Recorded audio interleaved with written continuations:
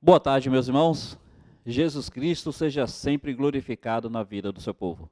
Quero agradecer a atenção de todos e convidá-los para um estudo da Palavra de Deus. Nessa tarde, eu quero falar sobre as maravilhas do céu. Nossa bendita esperança. As maravilhas do céu. Mas antes nós vamos orar. E eu queria pedir de uma maneira especial que orássemos pelo nosso irmão e diácono aqui na igreja, Tiago Cunha. Nosso irmão, ele está internado, ele tem diabetes e está com um problema no seu pé. E ele vai fazer um procedimento agora à tarde. Aí eu não sei detalhes, mas vamos orar para que seja algo tranquilo, que o Senhor esteja preservando a sua saúde e preservando a sua qualidade de vida. Vamos orar então. Bendito o Senhor, toda honra e toda glória, louvor e majestade sejam tributadas a ti, sejam depositados aos teus pés, porque tu és digno, Pai. Tu és maravilhoso, quão grande é o teu nome, quão bom é pertencer a ti. Senhor, eu quero agradecer por essa bondade, e ó Deus, eu quero suplicar para que seja com os nossos enfermos. A nossa irmã Daci, Pai, que a vida dela esteja sendo sustentada pelas tuas mãos, que o Senhor esteja ministrando graça. Pedimos para que o Senhor cure as escaras que ela tenha, Pai, e que o Senhor esteja dando qualidade de vida à nossa irmã, fortalecendo ela, nosso irmão Dilson, nossa irmã Shirley. Clamamos pelo nosso irmão Clay, aquele irmão tão precioso, Pai. Senhor, eu suplico a Ti para que o Senhor esteja sendo com ele, dando a Tua graça e renovando as forças da nossa irmã Yara, sua esposa, que tanto nos abençoa com a maneira que cuida do seu esposo. Ó Deus, abençoa aquele casal. Clamamos pelo nosso irmão Tiago. Pai, seja com o procedimento que ele vai fazer agora à tarde. Senhor, eu te suplico para que o Senhor abençoe qualidade de vida e recuperação para o nosso irmão. Clamamos, ó Deus, por Dona Angelita, tia de Luciano, por tantas pessoas, ó Pai. E seja conosco nesse momento onde vamos meditar na Tua palavra. Venha abençoar o Teu povo. Em Cristo eu suplico a Ti, Deus, por Tua bondade e por Tua misericórdia. Seja com a gente. Amém, Senhor. Amém. Meus irmãos, as maravilhas do céu. A bendita esperança que nós temos. Abra sua Bíblia, por favor, em João, capítulo 14. João, capítulo 14, nós leremos dos versículos 1 até o 6, onde diz assim: Não se turbe o vosso coração. Credes em Deus? Crede também em mim. Na casa de meu Pai há muitas moradas. Se assim não fora, eu vou-lo teria dito, pois vou preparar-vos lugar. E quando eu for e vos preparar lugar, voltarei e vos receberei para mim mesmo, para que onde eu estiver, estejais vós também. E vós sabeis o caminho para onde eu vou. Disse-lhe Tomé: Senhor, não sabemos para onde vais. Como saber o caminho? Respondeu-lhe Jesus: Eu sou o caminho, a verdade e a vida. Ninguém vem ao Pai, senão por mim. Meus irmãos, essa passagem, ela traz essa promessa maravilhosa, a promessa do céu. Vou preparar-vos lugar. Eu gostaria de pensar sobre este assunto. E a ideia de ter um local preparado pelo Senhor Jesus Cristo já é uma ideia que nos encanta. Mas quando nós entendemos o contexto onde Jesus fala isso, mais e mais nós percebemos a importância de termos essa perspectiva, essa promessa, essa certeza em nossa mente, principalmente nos momentos difíceis. Então veja bem, aqui foi a última noite de Jesus Cristo com seus discípulos. João capítulo 14 registra a última noite. E essa noite, o Evangelho de João procura registrar com riquezas de detalhes. Começa no capítulo 13, onde Jesus vai ter a ceia, vai lavar os pés dos discípulos, e vai até o capítulo 18, onde Jesus está no Getsêmani, então é preso e seus discípulos fogem. Então é a passagem que registra-se com mais detalhes no Evangelho de João. São 5 capítulos para falar dessa noite. E, meus irmãos, nessa noite, Jesus fala que é um momento de ataque das trevas. Lembra quando ele vai ser preso? Pedro quer defendê-lo, ele fala, esta é a hora e o momento das trevas. É um momento de desamparo. Olha, as pessoas ali vão se sentir desamparadas. É um momento de traição, de abandono. Jesus convida seus discípulos para orarem com ele e os discípulos, infelizmente, dormem. E no momento onde ele é preso, os discípulos fogem. é um momento de muito medo. Meus irmãos, é nessa noite, o momento mais difícil daquele grupo, onde Jesus faz essa promessa. É uma noite de despedida. Na ceia, que havia acontecido um pouco antes, Jesus fala: nunca mais comereis desse pão até que venha o reino de meu Pai. Então é um momento de despedida. É um momento de uma opressão espiritual tal que Jesus chega a dizer: hora e poder das trevas. E, meus irmãos, só para a gente perceber o significado disso, observe, por favor, o verso 27 do capítulo 13. E após o bocado, imediatamente entrou nele Satanás. Então disse Jesus: o que pretende fazer? Fazei-o depressa. Percebe que foi um momento onde o próprio Satanás agiu de uma maneira mais intensa? Então, é o período mais difícil. E nesse momento difícil, é onde Jesus Cristo vai trazer uma palavra de ânimo, uma palavra de conforto. Ele começa então o capítulo 14 dizendo: não se turbe o vosso coração. E como é que ele vai dizer para as pessoas não se turbarem? Na casa de meu Pai há muitas moradas. Meus irmãos, em primeiro lugar, pense bem nisso. Nesse contexto difícil, no meio de desamparo, de medo, de opressão espiritual, Jesus vai trazer a promessa do céu. E sabe o que a gente entende? A certeza do céu é a luz e o calor de Deus para a noite escura e fria da alma. Pensa bem nisso. Na noite escura, a certeza do céu é luz. E na noite fria, a certeza do céu é calor. Todos nós, em algum momento, passamos pela escuridão das circunstâncias, pelo frio das circunstâncias, pela escuridão que vem e avassala a nossa alma, pelo frio que esfria a nossa alma. Meus irmãos, nesse momento, como é que nós podemos ter brilho? Como é que nós podemos nos aquecer? Jesus Cristo fala: não se turbe o vosso coração, credes em Deus, crede também em mim, na casa de meu Pai há muitas moradas. Meus irmãos, olha, a angústia aqui na terra é grande, mas saibamos disso, as aflições do tempo presente em nada se comparam com a glória que em nós há de ser revelada. A certeza do céu é a luz que ilumina diante da escuridão da vida. A certeza do céu é o calor que nos aquece diante do frio da vida. Precisamos ter isso em nossas mentes, meus irmãos. Saibamos de uma coisa: por mais difíceis que sejam as coisas aqui, essas coisas são passageiras. Olha, vem o câncer, mas o câncer é passageiro. Vem o Covid, mas o Covid é passageiro. Vem o derrame, mas é passageiro. Porque, olha, ainda que morramos de Covid, de câncer, ou do que quer que seja, nós temos a certeza do céu. Nós temos a certeza da glória eterna. Meus irmãos, como é que nós vemos no Salmo 23? Vai ilustrando a caminhada da vida, o Senhor como pastor e nós como ovelhas. E nessa caminhada nós temos então pastos verdejantes, glória ao Pai. Nós temos águas tranquilas, louvado seja o Senhor. Nós temos as veredas da justiça. Olha, Deus cuida da gente. Mas nessa caminhada nós temos também o vale da sombra da morte. Nós temos os vales. Nós temos os períodos de dificuldade, os períodos de tribulação. E nesse vale, como é que o salmista é consolado? Tu estás comigo, tua vara e teu cajado me consolam. E passando o vale, o que ele diz? Preparas uma mesa diante de mim, presença dos meus inimigos, unge a minha cabeça com óleo, o meu cálice transborda. O salmista tem uma perspectiva que depois do vale tem a glória.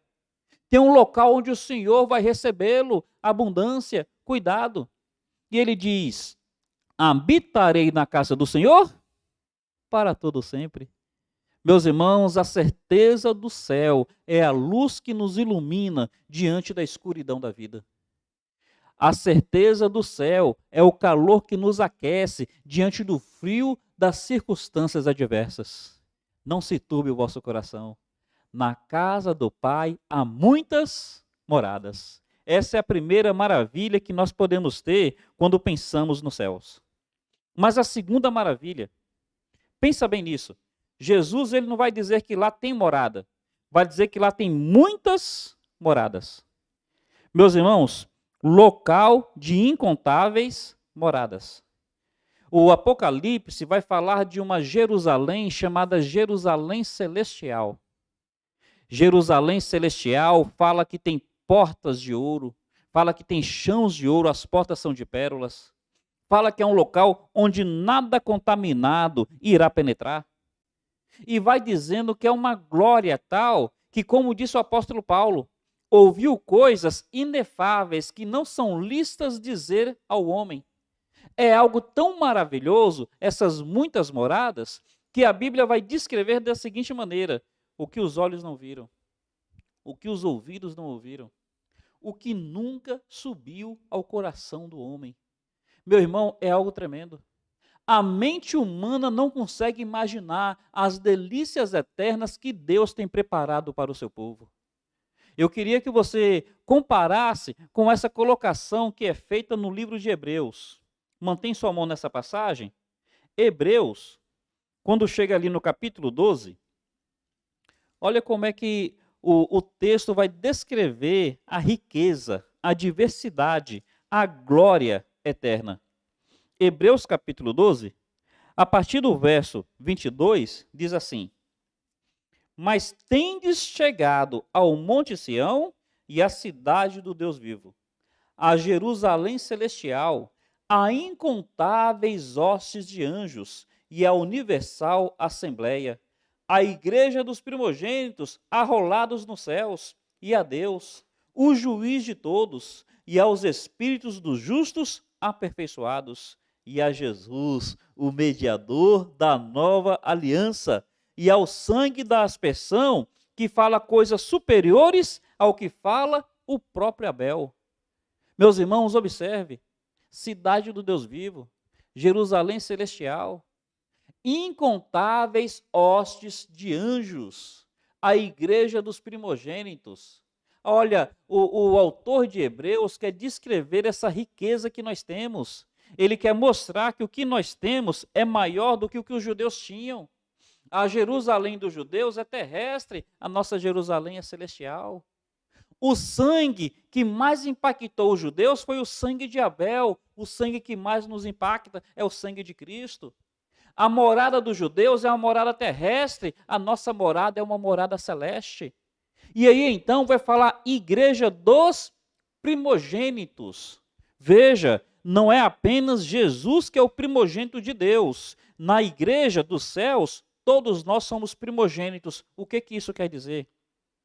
Primogênito na cultura judaica é aquele que recebe dobrada porção, dobrada herança. Lá nos céus, todos nós teremos porção dobrada, todos nós seremos primogênitos, todos nós seremos grandemente honrados. Meus irmãos, olha, lá no céu não haverá, como é que a gente pode dizer? Complexo de inferioridade. Lá no céu não haverá autoestima baixa. Lá no céu não haverá sensação de que foi rejeitado, de que foi deixado de lado, de que foi desvalorizado. Todos nós, primogênitos, porção dobrada. Oh, riqueza maravilhosa! Quão grande glória Deus tem para o seu povo. Aqui na terra, realmente nós passamos por adversidades, passamos por dificuldades. Aqui muitas vezes nós somos esquecidos, nós somos depreciados. Mas, meus irmãos, saibamos disso. Os céus têm incontáveis moradas. Tem lugar para você. Tem lugar para mim. Tem lugar para nós. Louvado seja o Senhor pelas maravilhas do céu. Mas, meus irmãos, uma terceira colocação. A certeza do céu é a força motriz da peregrinação cristã. Guarda isso no coração. A certeza do céu é a nossa força motriz em nossa caminhada. Na história da igreja, foram muitas as pessoas que fizeram sacrifícios que aqueles à sua volta não conseguiam entender. E a razão desses sacrifícios era a certeza do céu.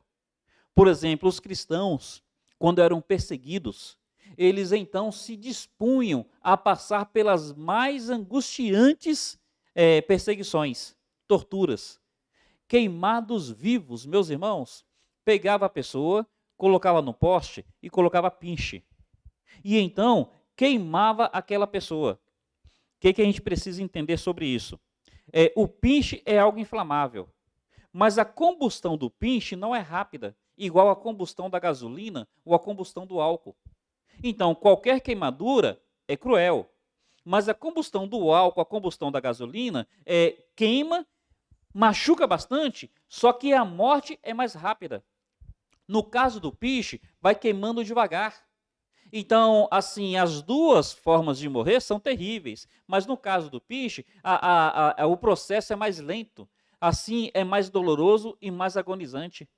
E então estavam os cristãos, eles sabendo que iriam ser presos no poste, eles sabendo que seriam cobertos de piche, e eles sabendo que a morte seria lenta e dolorosa. Eles já tinham visto acontecer com outros. E enquanto eles queimavam, eles adoravam a Deus.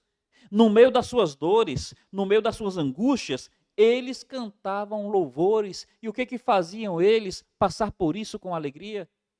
Ora, a certeza de que estavam indo para a morada eterna, porque Jesus Cristo falou: na casa de meu Pai há muitas moradas, vou preparar-vos lugar. Meus irmãos, pensem bem nisso. Eles poderiam ter escapado daquelas fogueiras negando o nome de Cristo, mas eles não negavam. Eles tinham a certeza de que Cristo foi preparar lugar para eles e que Cristo iria recebê-los. A certeza do céu é a força motriz da peregrinação cristã. Algumas pessoas almejam status nessa vida. Então, às vezes, elas vivem a vida para si mesmas. Mas Jesus Cristo falou que quem ama a sua vida, perdê-la. E quem perder a sua vida por amor dos céus, ganhá-la-á. Meu irmão, pense bem nisso. Onde está o seu tesouro? Faça dos céus o seu tesouro, porque a certeza dos céus é a força motriz da peregrinação cristã. E em Hebreus 11, vai falar sobre Abraão e vai falar sobre Moisés. E de ambos vai dizer que eles fizeram o que fizeram pela certeza do céu. Olha o capítulo 11 de Hebreus, versículos 8 a 10. Diz assim: pela fé Abraão, quando chamado, obedeceu a fim de ir para um lugar que devia receber por herança. Partiu sem saber para onde ia. Pela fé peregrinou na terra da promessa como em terra alheia, habitando em tendas com Isaque e Jacó, herdeiros com ele da mesma promessa. Porque aguardava a cidade que tem fundamentos, da qual Deus é o arquiteto e edificador. Por que ele saiu de Ur dos Caldeus, que era o grande centro cosmopolita da época? Era a maior cidade daquela época. Por que ele sai de Ur dos Caldeus e vai para o deserto? Meus irmãos, é porque ele aguardava a cidade que tem fundamentos edificada pelo próprio Deus. Lembra o que Jesus falou? Vou preparar-vos lugar. A força motriz de Abraão foi essa. A força motriz da peregrinação cristã é a certeza do céu. Observe se não foi assim também com Moisés. Observe o capítulo 11 ainda, versículos 23 em diante. Pela fé Moisés, apenas nascido, foi ocultado por seus pais durante 3 meses, porque viram que a criança era formosa. Também não ficaram amedrontados pelo decreto do rei. Pela fé Moisés, quando já homem feito, recusou ser chamado filho da filha de Faraó, preferindo ser maltratado junto com o povo de Deus, a usufruir os prazeres transitórios do pecado, porque considerou o opróbrio de Cristo por maiores riquezas do que os tesouros do Egito, porque contemplava o galardão. Pela fé abandonou o Egito, não ficando amedrontado com a cólera do rei, antes permaneceu firme como aquele que vê o invisível. Pela fé celebrou a Páscoa. Meus irmãos, o que ele via? Ele via o invisível. Ele via uma realidade futura, ele via a certeza dos céus. A certeza dos céus é a força motriz da nossa caminhada por essa vida. Confiemos nisso, meus irmãos. Nos apeguemos nisso. Por causa da certeza do céu, coloquemos no céu os nossos tesouros. Coloquemos nos céus a nossa expectativa, a nossa esperança. Tudo nessa vida é passageiro. Lembra disso? Olha, riqueza nessa vida é passageiro. Status social nessa vida é passageiro. Os prazeres do pecado, passageiros. Família, por melhor que seja, esposa, marido, filhos, tudo isso passageiro. Nossa realidade eterna é os céus. Isso sim, permanecerá para sempre. Quero caminhar para o final. Qual é a maior maravilha dos céus? A Bíblia fala sobre um local onde nada contaminado irá penetrar, e isso é tremendo. A Bíblia fala que o próprio Deus vai enxugar dos nossos olhos toda lágrima, isso é tremendo. Meus irmãos, a Bíblia fala que ali não haverá pranto, não haverá tristeza, não haverá luto, não haverá dor. Isso é tremendo. E no meio de todas essas coisas, o que se sobressai? Qual é a maior riqueza do céu? Cada um de nós pode dizer alguma coisa. Mas eu vou compartilhar algo aqui e você me diz se, porventura, não seria realmente essa a maior riqueza do céu. Volta lá para João capítulo 14. Olha o que Jesus fala depois de dizer que vai preparar lugar. Versículo 3. Quando eu for e vos preparar lugar, voltarei e vos receberei para mim mesmo, para que onde eu estiver, estejais vós também. Meus irmãos, a maior riqueza do céu não é o lugar, é a presença. A maior riqueza do céu não é estar em si nos céus, mas sim estar com Cristo. Meus irmãos, ele está dizendo que quando ele preparar lugar, ele virá nos buscará, não para estar no lugar, mas para estar com ele em primeiro lugar. Meus irmãos, acima de tudo é saber disso, estaremos com Jesus Cristo, para que onde ele estiver, estejais vós também. A maior riqueza do céu não é o lugar, é a presença de Jesus Cristo. Aqui nós temos a presença de Jesus, mas devido a realidades de limitações humanas, nós não desfrutamos a presença de Jesus como podemos, como devemos, como queremos. Mas ali então nós desfrutaremos a presença de Jesus sem limitação. Nós desfrutaremos a presença de Jesus sem nada que nos impeça a termos mais e mais do nosso Senhor. A maior riqueza do céu não é o local, é a presença. E eu gosto sempre de ilustrar isso com o casamento.